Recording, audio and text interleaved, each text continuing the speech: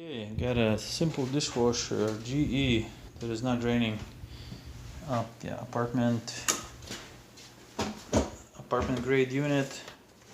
Wasn't even mounted. Just pulled it out, laid on its back. It was unplugged. The complaint was that it was leaking. So yeah, simple one to fix. This one has a drain pump. So yeah, what I do, even if there's water in the dishwasher, before I start pumping everything out, cleaning, checking from the inside.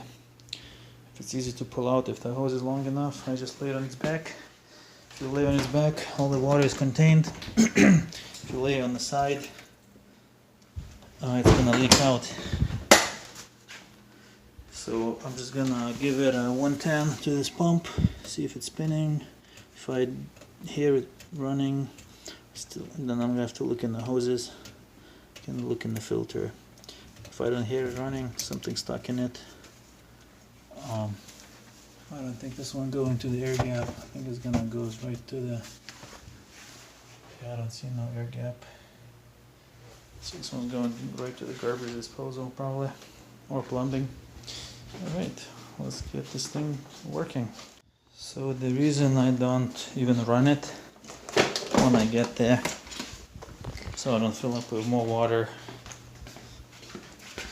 There could be other issues, of course. Could be that something went wrong with the control board, some other error, and it quit half the cycle and it didn't drain. But this one, I always just go by intuition. I have a feeling that it's just a pump issue, but we'll see. That's the most common thing with the dishwashers. Since it was easy to pull it out, this is the easiest way to test. I usually carry a cord with me, so you do need to know a little bit about these. If it's more than 2 cords, that's most likely it's another 110 volt pump. And then it has a speed sensor and multiple variable speed. You don't want to hook up a 110, you will burn it out. If you're not sure, you can read on it. It should say 120 volts AC. So AC is these things right here. AC, alternating current. Alright, plug it in. And it sounds like it's running. So the pump is not stuck. Alright. So it should be pumping. Okay, let's check it out how it's routed. So here's the problem. It doesn't have a drain. It doesn't have an air gap.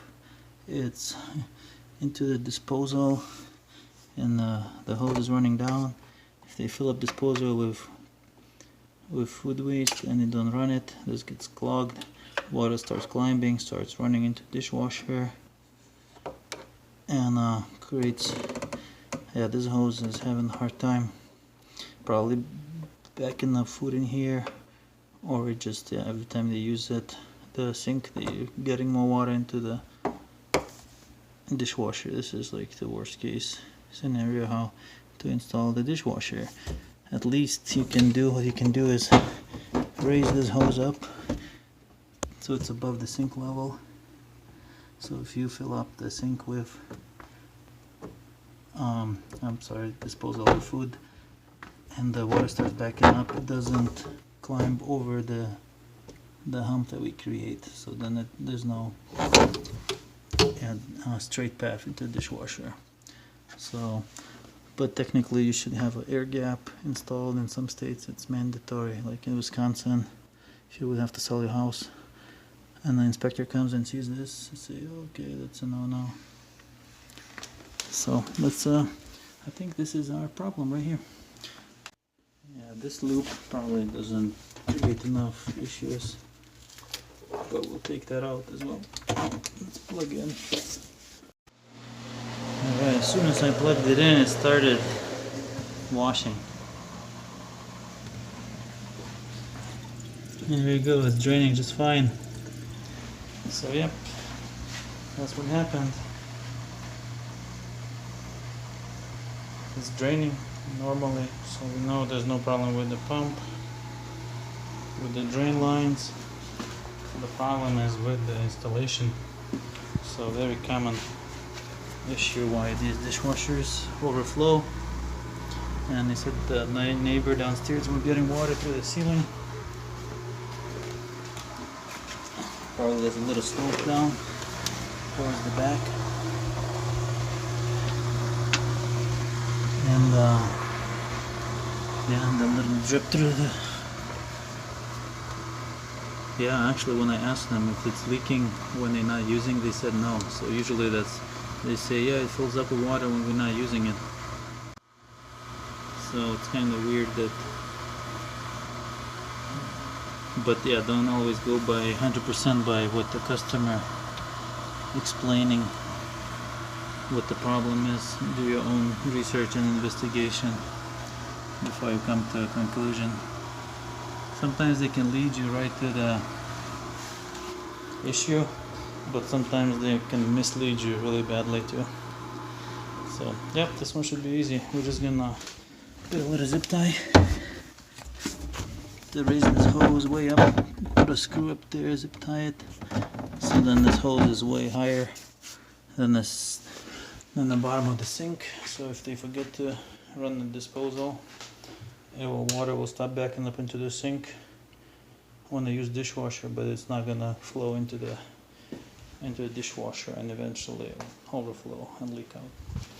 So alright, thanks for watching guys. I hope enjoying the series, hopefully learning something, and it's helpful. My videos are geared towards the appliance repair guys more, but if you're an appliance owner who's trying to fix things, it might be a little boring, too much information. You just want to get to the problem, so you can just Google it up in the next video. Some of them just give you step by step how to fix it. I kind of teach how to learn fixing, not a single problem but in general. So thanks for watching guys, have a good day.